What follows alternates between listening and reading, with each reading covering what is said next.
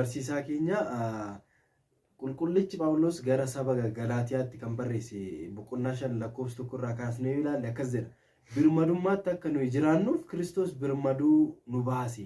Bilisaan akka jiraannuuf Kiristoos bilisa nu baase jedha. Innoo akkamitti bilisa nu baase yoo jennu waadaa nuuf gale sun eeggate waggaa 5,500 booddee dhufee egaa Dubroo Maariyaam irraa dhalate nuuf fannifame.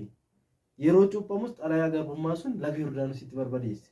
Fannifamuu isaatiin immoo gara Si'ool seenee diinni keenya Daabiloos achi keessas kan dhokse achi keessaas illee nuuf baasee jechaadha. Maqaa isaatiif galanni haa ta'uti. Waaqni keenya mana nu jaalatee bilisa nu baaseera jechaadha. Eeyyeen akkuma dubbate du'aa ka'eera. Wangeela Maatewos boqonnaa 28 lakkoofsa 6 gubbaa irratti akkuma dubbate jechaadha. Kanaan dura bartoota isaa wajjiniin yommuu deddeebi'aa ture, biyya lafaa kanarra deddeebi'ee yeroo barsiisaa ture, du'a injifachuudhaan du'a irratti aboo qabaatee akka du'a keessaatii kaafamu bartoota isaatti mul'achuudhaatiin waa'ee mana qulqullummaadhaan fakkeessee gaafa isaanitti dubbatu milikkita nutti agarsiisi gaafa ittiin jedhan warri Fariisota mana kana diigaa ani immoo guyyaa sadaffaatti ijaarinan dhaaba jedhee yeroo dubbataa ture waa'ee du'aa ka'umsa isaa dubbataa ture. Kanaaf egaa Wangeela Maatewos boqonnaa 28 lakkoofsa 6 gubbaa irratti akkuma dubbate sana jedhe Maatewos. Kanaan dura dubbatee ture waan ta'eef du'aa ka'ee jedhameeti kan inni barraa'e jechaadha. Inna kanaaf gooftaan keenya Yesuus Kiristoos egaa galanni ulfinni teessoo isaa Aariyaam irratti isaa qaqqabuuti. Sababa du'a keenya du'a keenya nurraati fudhatee silaa du'a nuti du'uudhaa malee inni du'e.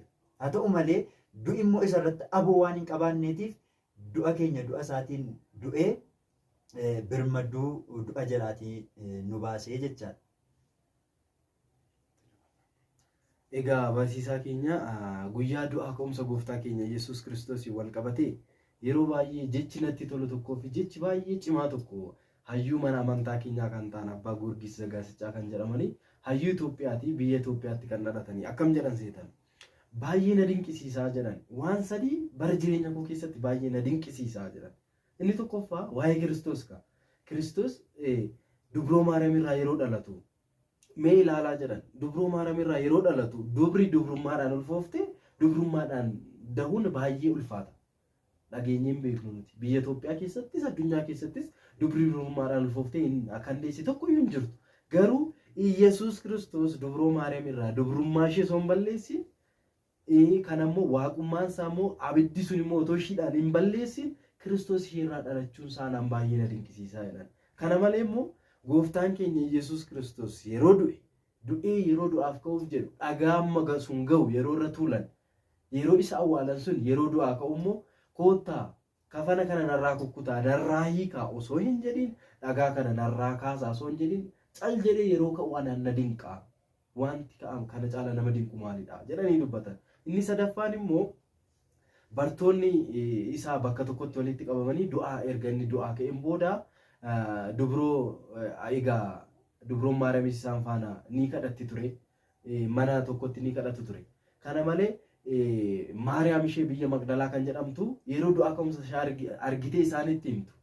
Booda maal jedhe osoo balbala hin rukkutiin kara naa banaa osoo hin jedhin balbala naa banaa osoo hin jedhin gidduu isaanitti argame nagaan siniif haa ta'u yeroo jedheen sun anaan baay'ee na dinqaa jedhan. Dhugumatti baay'ee nama dinqa.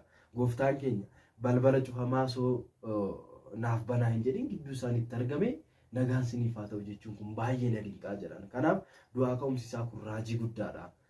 Egaa Waaqayyo du'aa ka'umsa isaatiin nunis nu haa yaaddatu jennaa. Waaqayyo hunduma keenyaa nu haa yaaddatu. Wanti dhaloota amma keessa jirru kanaaf wanti hubannaa ta'a jedhee waan tanas keessatti yaadu waa'ee du'aa ka'umsa gooftaa keenya Yesuus Kiristoos irratti namoonni baay'een wanta isaan hin hubannetu jira.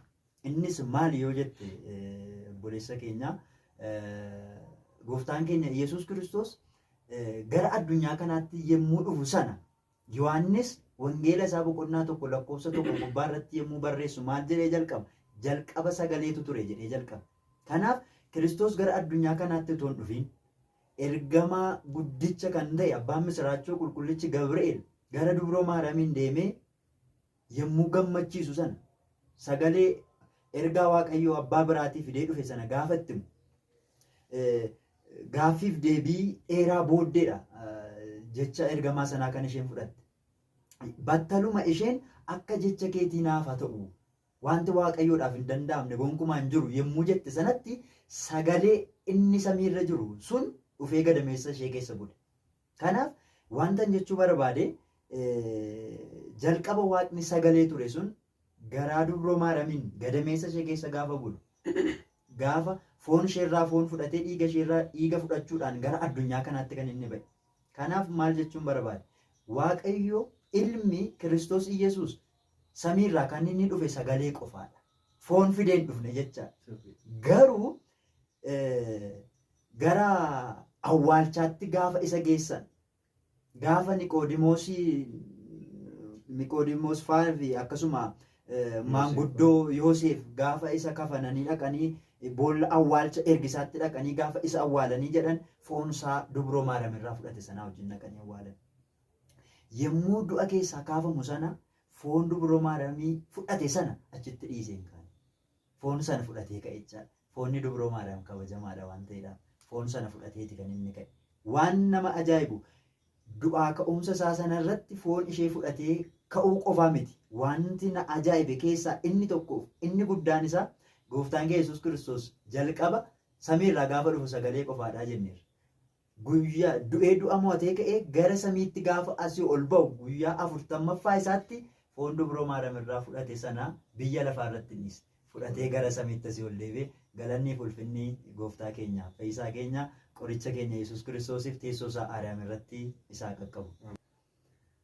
Maqaa Abbaa Ilma Hafuura Qulqulluu Waaqa tokkotti in amannaa. Ameen. Hordoftoota keenya biyya keessas ta'e biyya alaa teessanii kan nu hordofaatti jirtan kun Daanaat Tuubiidha. Yuutuubiin kun yuutuubii haaraadha. Gara fuulduraatti eeyyama waaqayyoo ta'e barnoota garaagaraa wanta dhaloonni irraatii baratan waa hedduu qabate gara keessanitti dhufa. Isinis yuutuubii Daanaat wajjin ta'uudhaatiin sabiskiraayib gootanii akka nu wajjin taatan kabajaan isin gaafanna. Egaa kabajamtootaaf jaalatamtoota maatii waaqayyoo hundumti keessan biyya alaas keessas kan jirtan ijoolleen tawaahidoo hundumti keessan kun Daanaat Tiyuubiidha. Daanaat Tiyuubii maal jechuu dandeessu? Gooftaan keenya Yesuus Kiristoos guyyaa jimaataa nuuf jedhee mismaarota garaagaraatiin waraannameera. Innis Saadoor, Alaadoor, Daanaat, Roodaas, Adeeraa jedhamu jechaadha. Isaan kana keessaa tokko immoo Daanaati. Kanaan kan bakka bu'eedha. Yuutuubii kanaan barsiisaa keenya kabajamoo barsiisaa Daaqoon Qixxeessaan nu tajaajilu. Ani immoo keessummaa ta'een gara kana dhufe. Gaafa guyyaa sanbata guddaa yookaan gaafa du'aa ka'umsa Kiristoos gammachuu guddaadhaan ilillee guddaadhaan wajjin du'aa ka'umsa isaa ni lallabna. Hundumti keessan maqaa waaqayyootiin sabiskiraayib, laayik, sheer gochuudhaan guyyaa sun hawwii guddaadhaan nu eeggadha. Barnoota baay'ee cimaa, barnoota baay'ee jaalatamaa dhaloonni hunduu kanarraa baratu. Du'aa ka'umsa Kiristoos du'aa ka'umsa qofa osoo hin taane akkamitti gara addunyaa kanaa akka dhufe du'aa ka'umsa isaa kanarratti immoo warroonni Fariisotaa maal akka ta'an maal akka taasisan wantoota garaagaraa ni ilaalla. Yihudaan akkamitti akka du'e waan baay'ee waan ilaalluuf sabiskiraayib gootanii akka nu eegdan maqaa waaqayyo isa guddaatiin isin gaafannaa. Yuutuubiin kun haarawaadha. Egaan gaafa guyyaa du'aa ka'umsa Kiristoos gammachuu guddaadhaan wal eegnaa. Barsiisaan keenyas waan baay'ee nu tajaajilu. Egaan hundumti keessaniyyuu nu hordofaan jedha. Galanni waaqayyoof haa ta'u. Guyyaa kanaan kan nu gahe egaa du'aa ka'umsa isaatiif nu kiristaanotaaf gammachuu guddaadha. Guyyaa kana guyyaatti bilisa baanedha waan ta'eef guddaa isaa galatoomaa nagaataa galanni waaqayyoof haa ta'u.